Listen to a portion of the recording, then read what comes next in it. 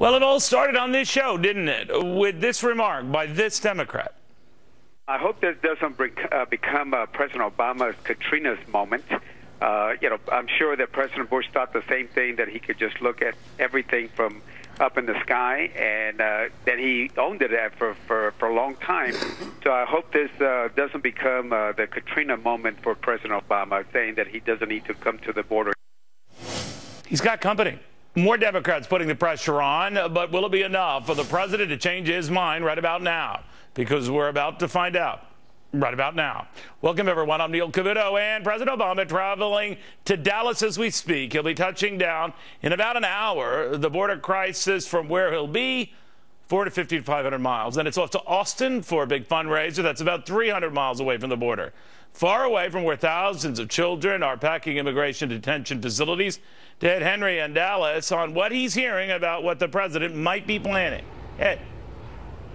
Well, good to see you, Neil. Bottom line is the president, after arriving at Dallas-Fort Worth Airport, will helo on Marine One over here to Love Field. That's where we expect him to meet up with Texas Governor Rick Perry. There had been a lot of back and forth, the Perry demanding the president go to the border. Initially said he'd snub him and not meet him on the tarmac. Now they're expected to meet up, then go behind closed doors. This little executive terminal behind me here at Love Field. Then both men are expected after that one-on-one to go in and meet with faith leaders and others, talk about immigration reform. Democrats on Capitol Hill saying that's really what should be going on, comprehensive immigration reform, and that this whole crisis is not the president's fault. But Republicans like John Cornyn got pretty hot on the Senate floor a little while ago saying, let's stop talking about broader reform and fix the current problem. Listen. I doubt the governor will get in a word, because the president will probably just deliver another lecture. He's pretty good at that.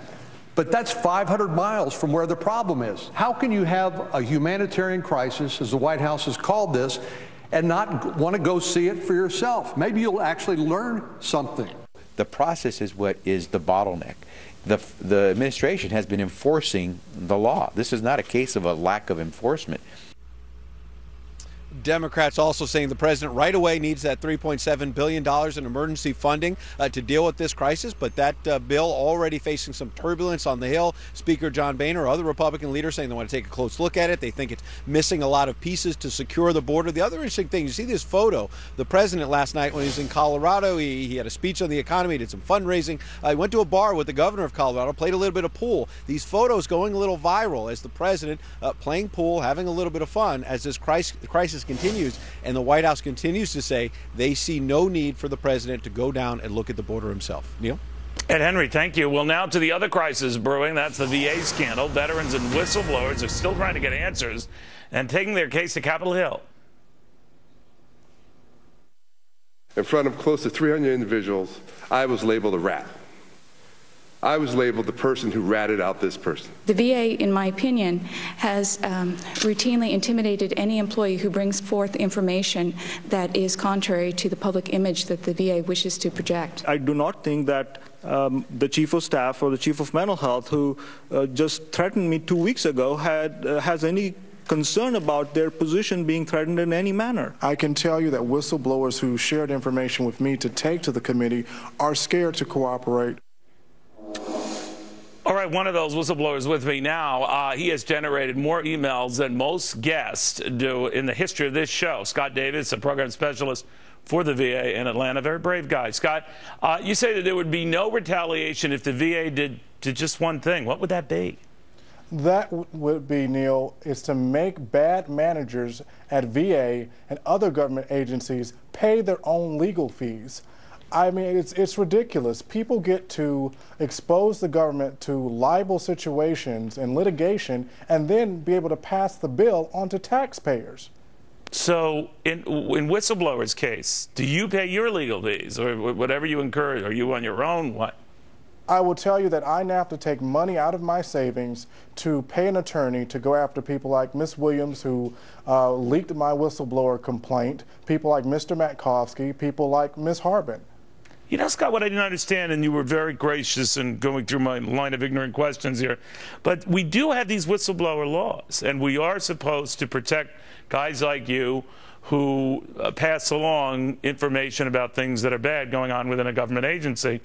But when push comes to shove, they don't seem to work. What happened to you? Refresh our audience memories again, or those who didn't have the opportunity to catch you last time?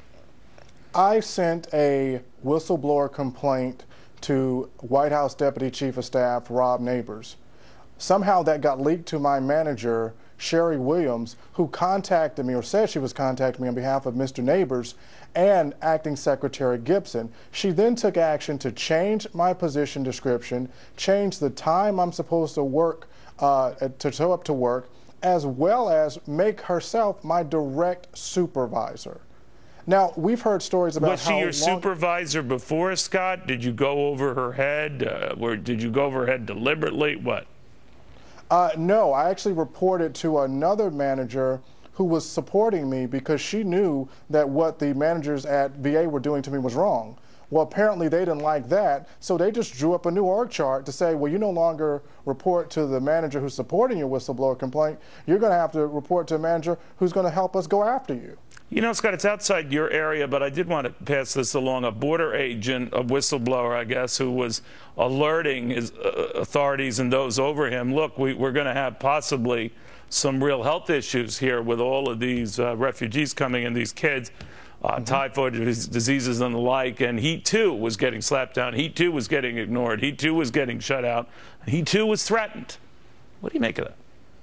It's a pattern, Neil. It doesn't matter whether it's VA, whether it's Border Patrol. I personally know of a veteran, Angela Monty, at USDA, who's being retaliated against for just requesting reasonable accommodation for lymphedema, of all things. People in government, managers in government, don't like to be challenged. No law is going to change that. The current laws will not affect that. What we need is the change that the committee was talking about last night. We need to be able to fire bad managers in VA and across government. We need to be able to force these people to say, if you're going to put the government in danger of litigation, you need to flip your own bill. That would stop it, Neil. You know what also might stop it, and you were closer to this than I'd ever be, but just this obsession with bonuses and rigging the numbers to get the bonuses and using a weird metric to get the bonuses. In other words, those who provide the fewest benefits or spending the least amount of money, i.e. helping veterans, so the bonuses go. Is the bonus system itself bad, or are you saying that we got to change the way we incentivize good behavior at the VA or good behavior on the part of veterans at the VA? Neil, you hit it on the head. We have to change the way we incentivize behavior. If we reward people, whether it be with bonuses or guaranteed legal protection for bad behavior, they're going to continue it. Now, let's look at the alternative. If we do what I suggested to the committee last night, make senior leaders at VA sign off on the data and the information they turn into Congress, sign off on the data that they turn into the president, that takes away the ability of plausible deniability. So when you find out about things about what was going on in Phoenix or the HEC where I work, there will be a paper trail. You could look at that document and say, well, this was signed off by Mr. Matkovsky, this was signed off by Lynn Harbin, this was done by Sherry Williams, and then you could hold those people accountable. But what if someone just throws something out? I mean, you brought to light for the first time that they were throwing out VA applications. Surely there's got to be a process for that, and someone would catch that. Well, in this case, you did. But was the idea behind that to meet numbers, or were people overwhelmed, or were they saying, oh, my God, if I see one more application, I'm going to go nuts? What was going on there with so many of these applications getting heaped? Well, the challenge is we will never know for most of these cases because the investigation, from my understanding and speaking with Ms. Hughes, was stopped because there's no standard operating procedure about how to address missing applications. Again, I go back to what I said last night. If this was a bank that lost deposits, we'd be all over it. This is the largest healthcare system in the country that serves our nation's heroes, and we have missing health applications, and no one seems to care. Well, you know, after that appearance, and you and I talked, like I said, Scott, you generated an enormous number of emails, and some of them were coming, I think, from your office, and they were saying, you know, Scott's right on a lot of this, but a lot of this wasn't deliberate. A lot of this, we're just overwhelmed. We just had too much here. And sometimes, and they disavowed doing this themselves, but these are just emails from anonymous folks, so what do I know? That they just said, oh, the hell with it. I have a pile of files on my desk. I'm just going to throw this one out. Not because they're trying to meet numbers, because they can't handle the workload. What did you make of that? Because I got a few like that. Well, I would say if you destroy a veteran's health application, that's wrong. There's just no excuse. If we need more people or you need more resources, then do what I did. Call Fox News, tell Neil, call your congressman. I had a great representative in Dr. Tom Price. If there's issues that need to be addressed at VA, just don't turn your back on it. But Scott, were personnel issues the where? I mean, last time you were here, it sounded like there were enough people going around. There just weren't a whole lot of honest, reliable ones. So that was my concern. But you were closer to the fire. What did you say? Well, you have dishonest people in management, but you have staff performing duties they're not trained to perform. For example, I've mentioned about this so-called command center at the HEC. Part of the process, as I understand from talking to my colleagues, is to make people who perform mailroom functions start processing applications for enrollment. Weird.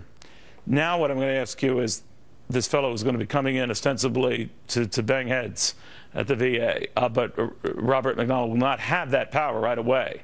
Assuming he's confirmed, he'll have to wait for the kind of authority that will let him fire people, shutter divisions, get rid of weak performing units, etc. Is he in for a surprise? I think he's in for a rude awakening. I welcome the opportunity for new leadership at VA, but I will tell you, Neil, it takes more than just bringing in one person. Even though we have to wait for legislation, the president can fire political appointees at the VA today. How have you been since? How do your old colleagues treat you? Do they look at you as a turncoat? Do they avoid you? What do they treat you like? Well, I would say it's a mixture of all of the above. I haven't been in the office that much recently, but I've received numerous calls, numerous text messages, numerous emails from many people at the HEC and throughout VA saying, thank you, Scott. Thank you for bringing our cause and what's going on in our particular facility to light. And I believe that in its totality, people at VA look at what I'm doing, what other whistleblowers are doing, as a positive thing. Interesting. And I should point out to people who doubt you, you passed up these kind of bonuses because you want to get to the bottom of the criteria why they were handing out these bonuses. So people should remember that.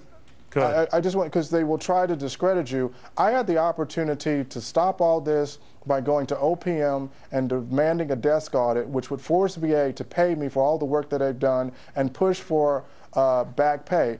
I didn't follow up on those complaints just so that I could focus on my whistleblower complaint, because I didn't want anybody to take away from the information that I was bringing to people like you in the press, as well as the Congress and the White House. And we should point out, you took a financial hit for that, you've been treated like a pariah for that, and you passed up bonuses if you had just looked the other way for that. So Scott, for that, you are to be thanked. Scott Davis, thank you very, very much. Thank you, Neil.